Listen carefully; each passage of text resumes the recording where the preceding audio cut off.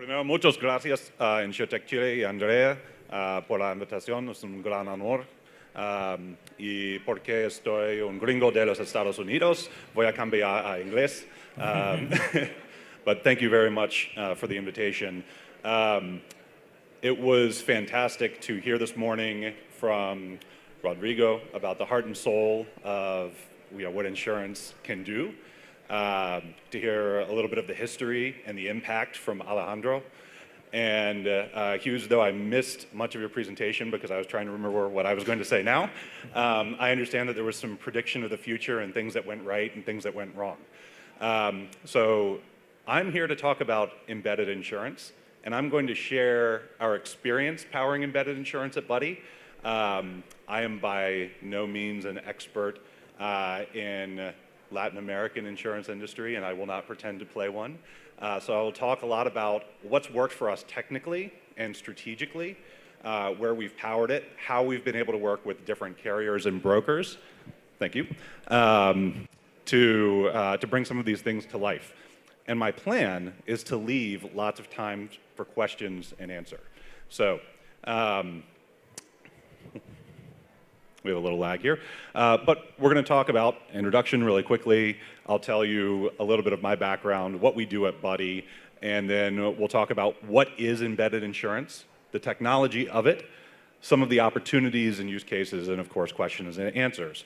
But if you are someone who, like me, has trouble sitting still, or maybe you have like a really hot lunch date, what I'm going to talk about is this. Embedded insurance, it's disruptive technology, it's good for insureds, it's good for insurers, and it's good for society. So, without further ado, some introductions. I'm Charles. I have spent most of my career in internet technology firms of different types. So I started working in travel technology, then got involved in financial technology, thinking about how money moves around on the internet. And then I found myself consulting for insurance companies and banks and credit card companies. And the question was always very similar. How do we use new technologies to make our customers' lives better and to help us grow our businesses? And we sort of see something very similar happening, of course, right now in insurance worldwide. And we started Buddy with a very specific mission. We launched in 2018 with the goal of protecting our fellow idiots who do dumb stuff outside. So our team is made up of mountain bikers and rock climbers and skiers and snowboarders. And we have friends in all of these communities who got hurt, who broke their arms, legs, or worse. And we found, especially in the US, that they were not able to often pay for the out-of-pocket expenses of healthcare. And so we would get GoFundMes from our friends for basic healthcare. And so we actually built an on-demand accident insurance product that you could buy for as little as a day while you're riding the ski lift up the mountain to cover you coming down. And this, we thought, was good because we had this vision of the way that people were going to interact with insurance changing. It was going to go from brokers and agents and slow policies, all the things that we all know are sort of the macro trends, moving toward on-demand, in the moment, integrated into whatever we're doing.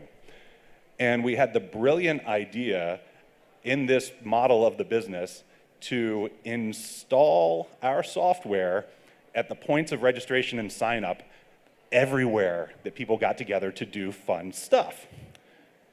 Well, this was in December of 2019, and by March of 2020, no one was getting together anywhere to do anything.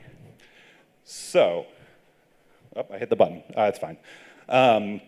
So we sort of did what a lot of companies did during that time, which was to look at, okay, what resources do we have available to us? And our team is made up of mostly brilliant engineers, of which I am not one. And so we said, look, there's this thing that we heard from everyone we approached, which is, man, I've never seen an insurance product with the software that is so easy for our developers to get into the platform. And we said, oh, well, maybe that's the business. So we got curious, and we did some things that had nothing to do with insurance for 6 months so that we could stay alive. To this day, one of my greatest points of pride in our business is that during the pandemic, we had to lay off none of our employees. And so, one of the reasons that I started the company was so that everyone who works there could build things that allowed them to grow their lives. And so today, our mission at Buddy is to transform and revolutionize the tools of risk so that we can transform how the world protects and prospers. So we have taken the software that we started to protect our idiot friends, and we now have a platform where we equip insurance companies and brokers to take their products to market in all different forms of e-commerce.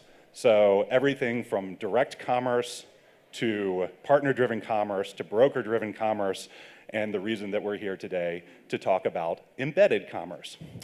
So what we find when we approach our customers is that oftentimes the insurance carrier looks kind of like this, right? I don't know what that is. It looks like a big pile of paper, but there are probably some floppy disks in there somewhere, some CD-ROMs, and sort of disorderly kind of things that we've acquired over the course of growing a centuries-old insurance company. And what we do at Buddy is we magically transform it into something that can be added into a mobile checkout via checkbox. So this is one of the magic tricks that we do with our platform. Now, importantly, we don't ask anybody to change their core systems. And so one of the challenges, especially for the folks who are here from larger institutions, I'm sure you are familiar with, is that it is expensive to move a giant behemoth's operating cadence from one system to another. So we said, well, let's not make you do that. But let's talk about what we're doing here with a scenario. So we'll walk through what is embedded insurance. We'll talk about buying a car. So think about when you buy a new car, and apologies that this is, of course, the example that is very played out, but we're gonna do it again. So typically you would buy the car, you'd call the insurance agent, you'd get your policy somewhere else. In the embedded model, either attached to the purchase online or attached to the financing, you are quoted based on the car, what we know about you, your driving record, your credit history. You receive a quote back in, and you can purchase the insurance product to protect the car along with the purchase of the car. Now, interestingly, this model of embedded insurance is designed to be easy for the customer. But to bring this type of experience to life is absolutely difficult for everyone else, because you have to build the technology to get into probably 4 or 5 archaic systems. You have to get into a dealer system, you have to get into a credit rating system, you have to probably get into oh my God, I'm just hitting this button and it's going crazy. Or maybe the screen down there is going crazy, I don't know. So you have to work with all of these crazy systems. And okay, I'm in the right place here, we'll catch up down there somewhere. We have to work with all of these different systems to bring this checkbox to life. And so this is actually one of the biggest headaches in embedded insurance, is all of the background software and integration and orchestration that has to happen so that that simple consumer experience can exist. So talking about this dreaded E word, embedded. When we approach carriers, when we approach brokers, when we approach different insurtechs, and we start having this conversation about embedded insurance, we'll get halfway through the conversation and realize that we're talking about fundamentally different things. So for some people, embedded is, oh, my offer is just inside of the bank, right? It's inside of the bank login, I can see the insurance, and maybe I get a quote there, and then maybe I go somewhere else and I complete the quote, or maybe someone calls me back, right? And so that's a model that I think is probably, we're learning that is not really truly embedded insurance, but the attributes that I would say make up embedded are that it's seamlessly integrated into whatever the insured or the customer's core desire is. So as part of my desire to buy the car, book the flight, as part of my desire to join the gym, my insurance offer is integrated into that experience. Perhaps even so seamlessly integrated that I don't see the insurance product. I receive a benefit of insurance like this is a cancel for any reason ticket with an underlying insurance product that's just baked into the inventory. Second is that the insurance offer has got to be contextually relevant. At Buddy, we work with some very interesting customers, and we have seen lots of experiments that work and some that don't. One of the experiments that did not work was putting auto insurance onto a real estate site. So when you were going to buy a house, you could insure your car. So not a contextually relevant offer, and because we're the platform, we get to watch our customers do all these experiments and sort of place bets internally about what's going to work and what's not going to work. So the Buddy betting pool is always exciting. So we also believe that real-time availability and personalization are critical to embedded insurance. We should be able to receive the data about whatever that user's core intent is, provide the product that is right, and size that product correctly for the risk that that customer is trying to protect. User-friendly interface, this is table stakes. This is not just embedded insurance. This is everywhere.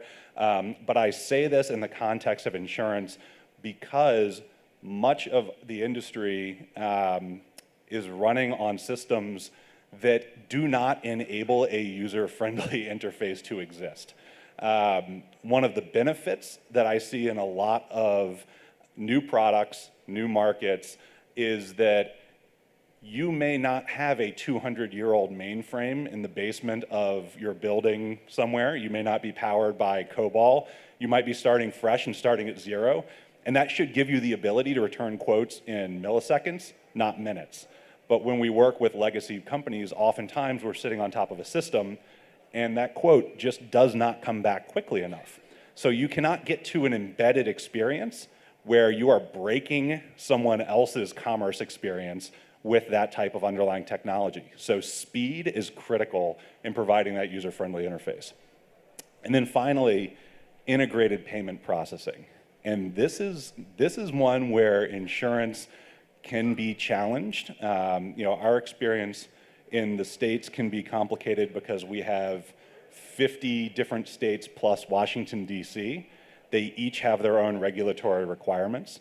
And so we've had to build our engine to manage all of those different rules around licensing, payment processing, money transmission, offer presentation, all of the things that are part of selling a policy in one country with normal logical policy, perhaps like Chile, versus selling in a country with 50 different systems like the US is, being able to say like, okay, this is just the way it is, but we don't have that benefit. And so the payment processing being part of the core purchase and moving that money to the right partners in the right way in compliance with all the different underlying rules is a key part of embedded insurance. Because when you are kicking me out of what I want to do to go do this ancillary purchase of insurance, not only do I not come back and do my core purchase, I also don't buy the insurance. So you have to have that one buy button to rule the entire experience. All right, we're gonna get mildly nerdy here, but I will probably certainly exceed my technical depth if I talk about any of this stuff for too long. So this is often our little, but we have an API. This is often one of the things that when we approach a broker or a carrier and they say, we want to do embedded, we've built this API, why is no one knocking on our door to come and take this and put it somewhere? So this is sort of the key step of coming from the other side of the bridge, so to speak. If you think about moving the API as the first half and we want to cross the river, you've built half a bridge when you've built an API, and half a bridge only gets you so far. So we're going to talk about what is the other half of the bridge. importantly, we do need APIs, right? The application programming interface allows for software to talk to other software, and that is what embedded insurance is all about, is the platform where you are selling, talking to the core system of the insurance carrier, perhaps through different layers. But APIs follow the old maxim of, if you put garbage into it, you will get garbage out of it. The API does not fix the problem. It just makes the problems that you already have accessible to someone else somewhere. So the product data model, this is sort of the key piece in transitioning insurance from a paper paradigm to a software paradigm. There are lots of different ways to arrive at a product data model. There are some phenomenal platforms, some of which are here, some of which you will probably hear from, who provide underlying policy data, policy admin systems. So I'm not saying that there's a right way to do this. I'm saying here are my thoughts on how to do this. So one, the product data has to hold all of the information of the policy. So what do I need to know about you to provide you with coverage? What do I need to know about the asset, the risk, et cetera? But also, which piece of paper goes where?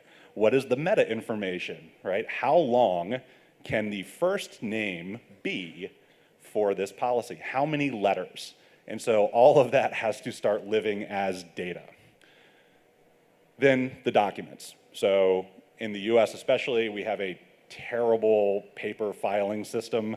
I hope that is evolving faster in LATAM, but I'm getting some no's and head shakes. All right, then we're all fighting the same battle. That's great.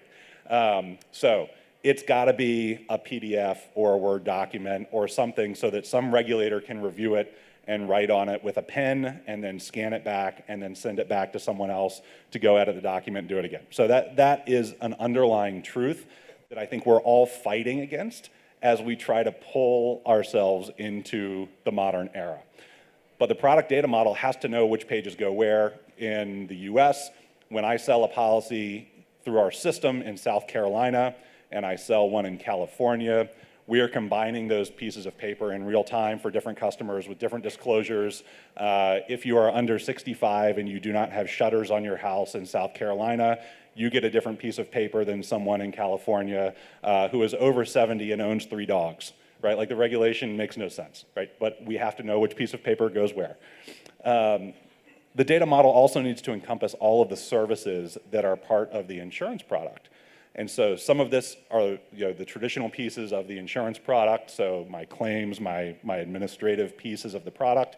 But as we're seeing insurance transition to a more on-demand, usage-based, parametrically driven model, we also have to be able to talk to things like driver behavior monitoring systems. We have to be able to talk to wearables. We have to know how all of these systems are interacting with our product. The logic of the policy is also critical. So this is something that in a lot of sort of what I'll call InsurTech 1.0, where we took a field on a paper form and we made a field on an HTML form. That's great if we're trying to simply digitize a piece of information, but without understanding how all of this fits together, that information quickly becomes less valuable as software. And then finally, what systems do I need to connect to inside of the carrier to get the data in the right place so that all of my administrative team, all of my servicing team knows where to go. All right, the final piece here is that we want to make sure that our software system that we're embedding is actually easy to use. And this was where we at Buddy sort of had our first kind of lightning strike moment that I talked about earlier, which is all of these people we were selling to said like, yeah, we don't care about the insurance product, but the software is really easy. Can you get me this other insurance product? And so the integration layer is actually critical, because if you're thinking about embedding your insurance into someone's software product, that partner is very likely going to spend their developer dollars, their product management dollars, and their resources to put your insurance product into their platform. And so the less time you can require from those partners and the less effort you can require, the more likely they are to work with you and to onboard the second product and the third product and think about how you can start to form a tighter relationship. Typically, what we had seen in the US is that an embedded insurance product took about 8 months of developer time to get implemented into a platform. So booking and registration, e-commerce, whatever that use case is, it's taking us the better part of a year to get one deal stood up. And by starting to equip our customers with an integration layer that works the way that Stripe or a Plaid or some of these best-in-class fintech providers works, we took that time down. Our current implementation record for a platform developer is 8.7 seconds to get an insurance product working in their platform. And so the importance of this, I can't really overstate how important it is to make these things usable for developers. Not just digitize them into an API, but think about who you are really designing for. And it is that poor person on the other side whose job it is to read the documentation and figure out how this damn software works so that I can get onto the next thing in my queue to build. All right. Embedded is also not several things. These are three that I will point out that we see frequently. Embedded is not lead generation. It's not just a way to capture somebody's data and reach back out to them later, farm it out to a broker, farm it out to an agent. That's something else, right? It's also not advertising, which is also good because the economics of embedding insurance are tied much more closely to actually selling the policy. So you're paying on a performance basis as opposed to spray and pray with your ads to see if someone will come through and land. And then finally, I think I've beat up on this plenty, but it is not just the API, right? It's required to have the data model, of course the API to deliver that, to execute the logic of the product, and then the integration implementation layer to make it usable as a developer. All right. We'll talk really quickly, let's see, how's my clock doing? Okay. We'll talk quickly about some opportunities and benefits here. So, benefits to the insured of embedded insurance.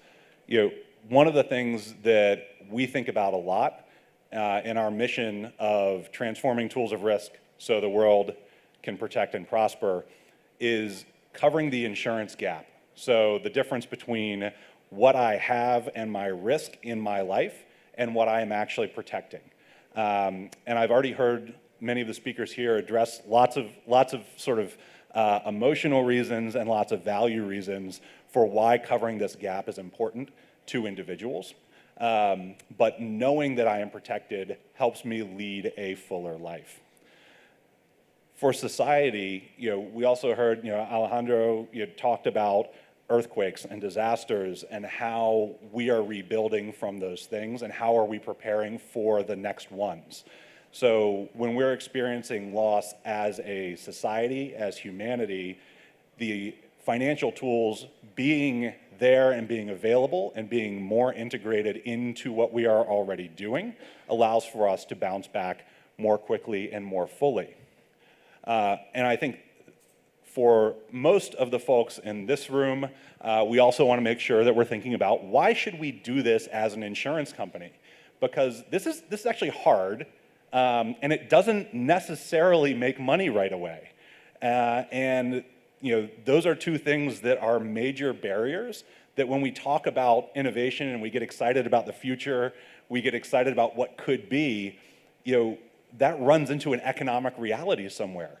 And in order to get to this future of this integrated, embedded, more supported human experience that insurance can and should and will provide, we are going to have to go through the period of investment, of learning, and figuring out what is and what is not going to work.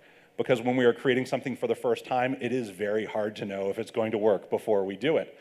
But what we see at Buddy is that insurers are able to reach the customer significantly better with an embedded offer.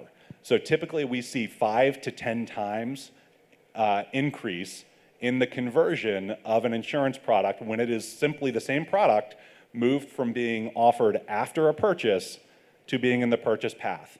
And so when you think about what that does, of course, you're going to write more premium, but you're also going to end up with better distribution of that risk because you're fighting some of the selection bias of someone who buys something and then says, oh, right, I'm going to use this rental car very recklessly. I better get the extra insurance. And my personal apologies to the Allianz team in Spain for the Volvo. So it also allows you to underwrite smarter. Because you're receiving the data from the platform and perhaps third-party services, you're able to better tailor your pricing to observable third-party data as opposed to self-reported information. I don't know, I can't pull a good joke for that one, sorry. Importantly, in a new market and new strategies, there are incredible advantages for first movers. So if you think about a mining rush, a gold rush, it's all about who gets there and who stakes the claims first, right? You may not start to extract that value for years. You may have to go figure out new technologies to get the value out of that real estate.